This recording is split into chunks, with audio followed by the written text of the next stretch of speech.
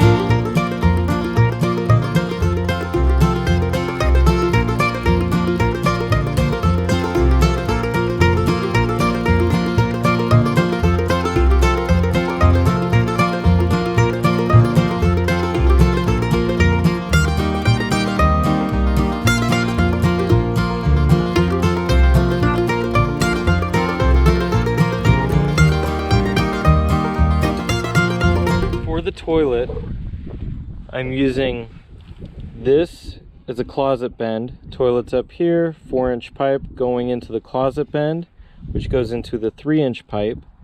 That then travels over to a 3-inch sanitary tee. This way will be the vent.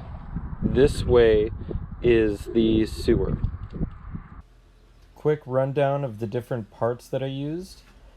This at the bottom is a swooping 90-degree T that I connected with those rubber connectors so that it was tight because I couldn't cement it in.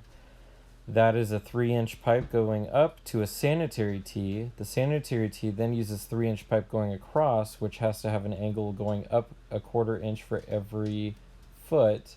And that is a closet bend. A closet bend is specifically for toilets transitioning from 4-inch to 3-inch.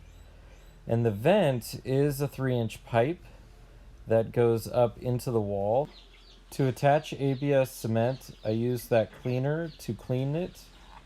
And you just rub it around and it cleans it for you.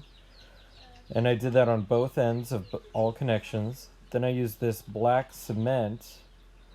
And that black cement, you do the same thing, rub it inside the connections of both sides of a connection, and then I pretty much just smash them together. And you want to wiggle it a little bit so that it gets all the crevices inside. You don't want air in any gap. And the cool thing about ABS is it pretty much welds it together so it's stuck forever.